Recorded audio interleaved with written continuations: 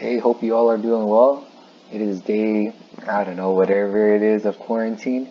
Every day is just about the same because you wake up, can't really go out as much, and eat, stay inside, probably do work, and then rinse and repeat for every day basically. Hopefully you and your families are taking care of yourselves and just trying to get through this tough time. So to review on what you did last time, you did research on two jobs that you're interested in, and hopefully you were able to decide and compare two jobs next to each other to decide which job you actually want. Maybe one job has better pay by a lot, and you decide to choose that one, or maybe you decide to choose the one that you personally like more, even if there are less benefits. So let's continue, and then you put at the top of this budgeting handout sheet. So remember, for me, 51,000 for a yearly salary, and monthly take-home pay is $3,300. And then remember, you have to type on Google Docs, 12-point font, Times New Roman double space, for this write-up for your jobs. You'll add more to this document as we progress through this project. Let me skip that. So we're going to move on to section 3 of the budgeting project, which is student loans. This is definitely relevant to a lot of you because some of you already accepted an SIR'd to your college. Some of you are still thinking about it, but you have definitely seen your financial aid package based on you submitting your FAFSA, you seeing your Cal Grants, your Pell Grants, and a bunch of loans probably too. So we're going to look at student loans in this section. The agenda, concept objective, I'll be able to understand the different types of loans and calculate mine after college. Essential question, how will I be able to budget my money in the future? Vocabulary, subsidized loans, unsubsidized loans, and deferment. Maybe some of you have heard this already or seen this, so I'll definitely go into it if you have any questions about it. Our agenda, student loans lecture, student loan analysis, and 3, figuring out your loans research. So student loans, what is the biggest determinant? So there are things like housing, if you want to live in a dorm or off campus. There's meal plans, if you want to eat on campus or not. Those are really small things, but the biggest factor that determines how much loans you'll take out is 1, the income of your parents, and 2, what school you go to. For example, if you go to PCC, a community college, ELAC, LACC, Trade Tech, these schools usually, when you fill out FAFSA, it'll cover a lot of what you need to pay for. And there's also something called the Board of Governors fee waiver. So if you can't pay for tuition, for books, definitely do that fee waiver and everything should be covered for you. So at community college, you probably don't need to take out any loans. Next we go on to Cal States. We got Cal State Fullerton, Cal Poly Pomona, there's Long Beach, there's Cal State LA. For that, usually your financial aid would cover most, if not all, of the cost of attending the school. Sometimes you got to pay a little bit, but it's not too bad. Maybe like $3,000 or a couple $100 at that. Next, we go on to UCs. The UCLA, UC Riverside, Berkeley, there's Santa Barbara, Santa Cruz, Merced. So these schools, of course, they're more renowned and well known throughout the world. So of course, based on reputation, it's a little more expensive. So I know for UCs, the average cost of attendance per year, with tuition, housing, food, books, it's about $30,000, give or take a few thousand. So for schools like UCLA, UC Berkeley, Santa Cruz, San Diego, you have to take out a good amount of loans. Financial aid should maybe cover like half, if not a little more. But there's a lot of loans as well. Then we got private schools like USC. So USC is super pricey, $60,000 a year. And of course, you have to take out a good amount of loans as well. That's why UCLA is better. But In all reality, USC is a really good school as well. It's just private schools. It's really pricey. However, there are some trade-offs such as you could probably network a little more because it is a private school. There's probably a lot more private donors, and probably a lot of guest speakers and so forth. And then we got out-of-state schools, Ivy Leagues. These are probably the most difficult to get into. And if your family makes below $60,000 to $65,000, I believe, almost all of your fees will be covered through grants. So that's the good thing about Ivy Leagues. If you do apply to, if you do get in, it's so well known. They're so old that there's a lot of funds coming into these schools to help cover student attendance if your family does need it. My brother goes to Dartmouth, and I believe cost of attending the school per year is about $57,000, somewhere along those lines, and everything is covered in grants aside from $2,000, I believe. So he only pays $2,000 per year, which is not too bad. So to pay for college, the first step is filling out your FAFSA. You need to do this every year, so make sure you don't forget because it's free money, and sometimes it's based on your parents' income, sometimes based on how you performed in high school. I'll go more into detail about that. So FAFSA, definitely the government determines how much money you'll get in grants and loans and so forth. So step 2, there are 2 different types of loans. So the good loan is subsidized loan. So subsidized loans are loans that do not accrue interest while you are a student. So for example, if you took out a loan your first year of college, there will be no interest added onto that once you graduate. I mean, by the time you graduate.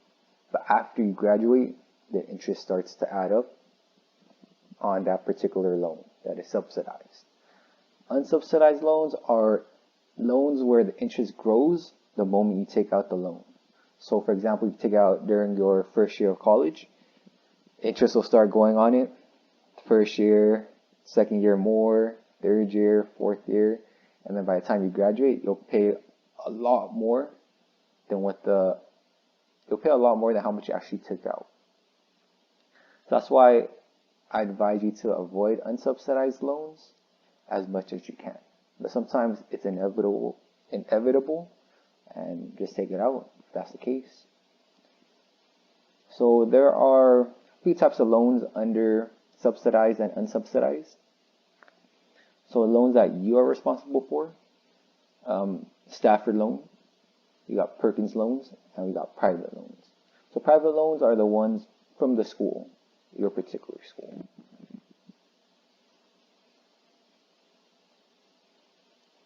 It could also be loans that you personally take out from the bank and so forth. Loans your parents are responsible for is a PLUS loan, so parent loan for undergraduate students. I remember my last year at UCLA, I had to take this out because my dad was gambling really bad, and it messed up our tax return and made made how much my parents made seem a lot higher than it really was, like double the amount that they made. But if you know anything about casinos and gambling, when you file for tax returns, they only take into account how much money you win and not how much money you actually put in the machines. So my tax return, my last year at UCLA, my parents' tax return made it seem like they made over $100,000, but in reality, it was probably even less than half of that. It was just because my dad gambled a lot, and it messed up basically my financial aid. And my sister actually took a year off at Berkeley because she didn't want to take out loans because the number was so high. But I took out the PLUS loan because that was what was offered to me. This is for families that are pretty well off, where kids need to take out loans, and interest rates are pretty high, about 8 to 12%. I don't remember the exact number, but it was really bad. And then we also got work study. Work study is when you have opportunity to work to make extra money. So this is usually part of your financial aid package. You'll probably see work study, and it'll probably be about $2,000.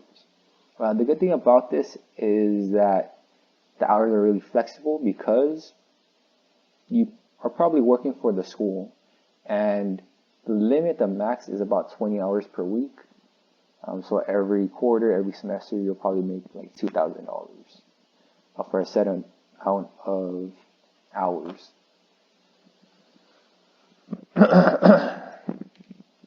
And for me, when I was at UCLA, I worked at a student organization where I was like a coordinator at San Gabriel High School, and I worked with students there trying to get them to college.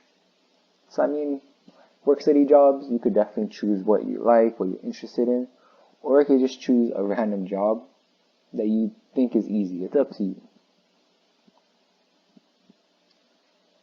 And then when I was doing my master's at UCLA, winter 2018, this is what my fees and cost of attending the school was.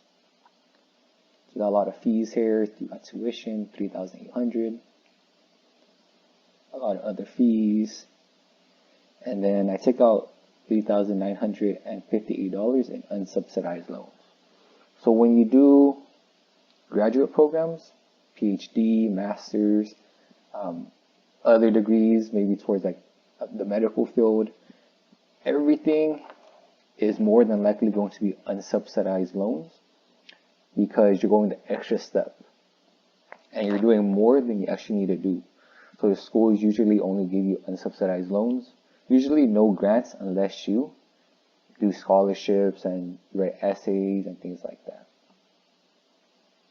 So it was about $5,636 for this quarter. So now you're going to analyze this financial aid package. First, it tells you the cost of attendance. Let me see. There it is. Cost of attendance for the school is about $58,200. I see tuition and fees, room and board, books and supplies, and so forth. Gift aid. So this is how much money the student gets without needing to pay it back.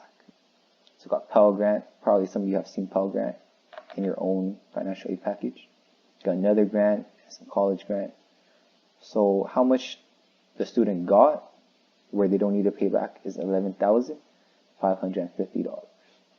So what they need to pay in terms of out of their own pocket, maybe getting it from their parents or maybe from loans, is $46,650. And then down here are the loan options. So you see Perkins loans, Stafford loan, and Parent Plus loan. You see the interest rate here. And then this is the loan amount. This is how much the school is actually offering to the kid. Okay. And then these are the monthly payments. And then this is the total interest that would accrue by the time that the student pays off the loan. For example, if this is $21 per month, by the time they pay off this Federal Perkins loan, $546 in interest would have accrued on top of this $2,000 they need to pay back. So once the student finishes paying off this loan at the end, they'll have to pay $2,546. If you have any more questions about this, let me know. So this is how much a student has to pay at the end with all the interest that accrues, and this is how much the student actually gets in their financial aid package.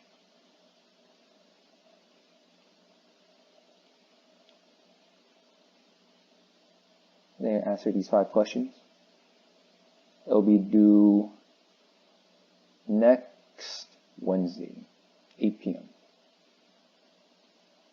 So we got repayment options for student loans now. So we got 3 different types. The first one is 10 to 20 years, original terms. For this one, it automatically calculates how much you need to pay based on how long you want to take to pay it off. For me, originally I had mine at 10 years and I had to pay $600 per month, a little over that. But I adjusted it to pay the minimum. So if I pay it off in about 20 years. And then we got income based. So the system will automatically generate a number that you need to pay based on how much you make per month. That's if you're really on top of paying your loans and you don't need to put your money elsewhere in terms of like housing. Maybe you're living at home and you're working full time. You don't need to pay for housing. So income based is probably best for you because it's a higher amount than original terms. And then we got 3, deferment. Deferment, it happens when maybe you go to grad school or when you go to like medical school or law school. Basically, there's a hold on your loans. You don't need to pay it back yet until after you graduate from wherever you're at. So this is a good option if you're still going to school after you get your bachelor's or your associates. So what's at stake? Of course, you probably have heard that college is a key to be successful. College might be a way out of maybe your current situation. And this is true. I mean, this is a breakdown of how much people make over their lifetime based on the degrees they have. If you have a high school diploma only, you'll make $900,000 on average over the course of your life. If you have an associate's over your lifetime, you'll make $1.1 million. And then if you have a bachelor's or more, you'll make $1.8 million or more. This is based on averages. Of course, some students, they don't have a high school diploma, but they're really smart, they invest, or they create a business, they're an entrepreneur, and they'll probably make more than this. Of course, there are some students that make less, that only have a high school diploma too. Alright, these are averages, but definitely your degree, that piece of paper that you get, plays a huge part in determining where you end up in life.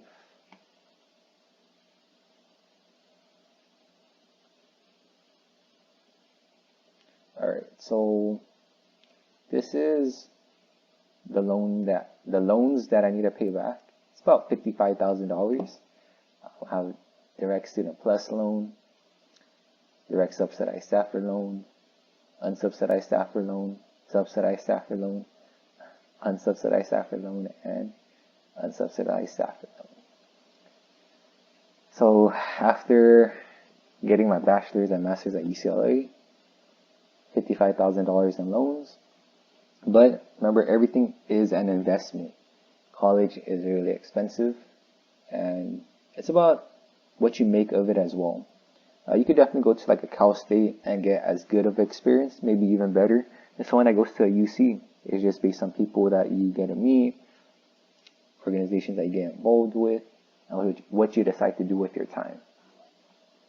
But $55,000, it's a lot of money, and it's going to be a lot paying back these debts, but I think I had a really good experience because I came here, I became a teacher, met my partner, my girlfriend, so can't really complain too much. Had a really good time. Next, you will be filling out the student loan questionnaire for Google Docs. I'll help you type up your paragraph for the college that you go to. So the task, you have decided on a job that you want to hold in the future for the budgeting project. Now it is time to figure out how much you need to pay in student loans to get to the career of your dreams. Answer these questions to help you write your response on Google Docs. So what job do you plan to have in the future? You should have already chosen. So this should be pretty straightforward, pretty easy. What degrees / certifications do you need to attain this job? So for example, if you want to become a doctor, you need more than a bachelor. You need to go to a medical school as well. So maybe for this you say, oh, I need a bachelor's and I also need to go to medical school. What colleges are you planning to attend? So maybe you want to transfer from a community college.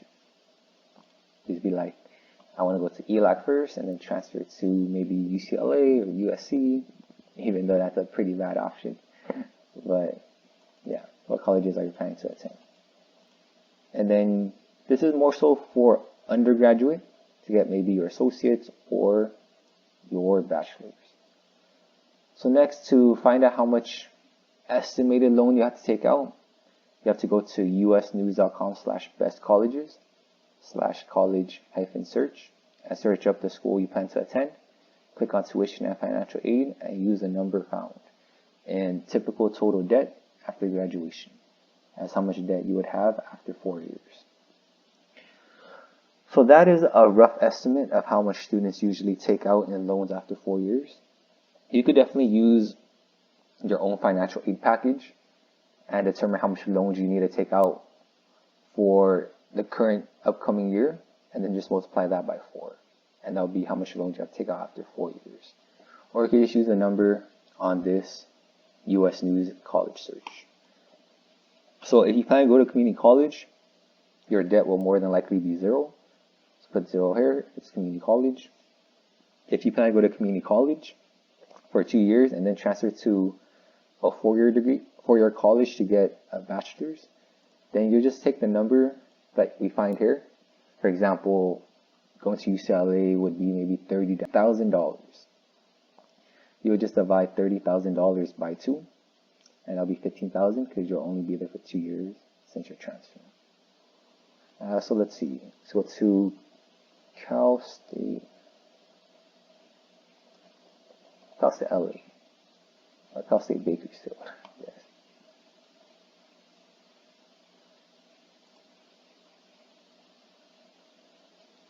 So you see this, when you look up the school you want to go to tuition and financial aid.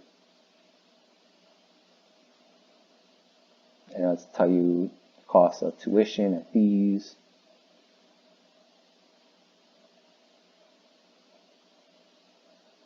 Go down here.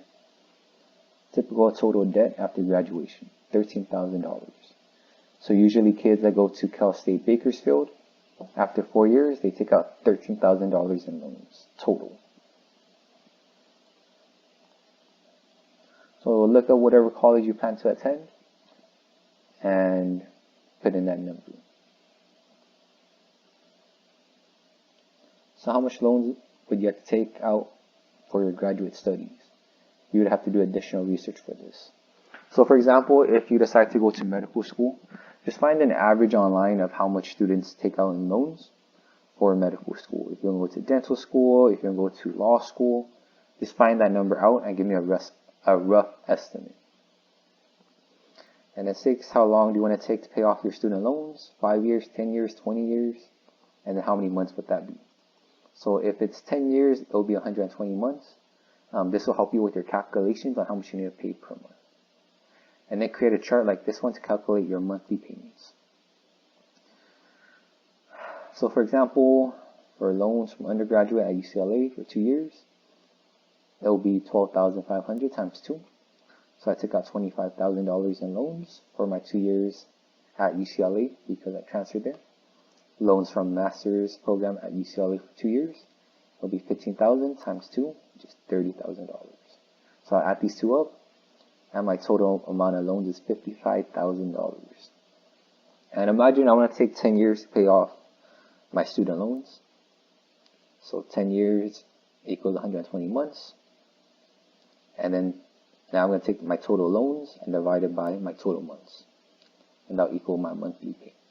So 55,000 divided by 120 months equals $458.33 per month. So remember, this is not taking into account the interest that accrues on top of your loans as well. So this number will be a little lower than how much you'll probably have to pay. But remember, we don't actually know the percentage of the loans you take out until you take it out. So I mean, this will be the best estimate we have.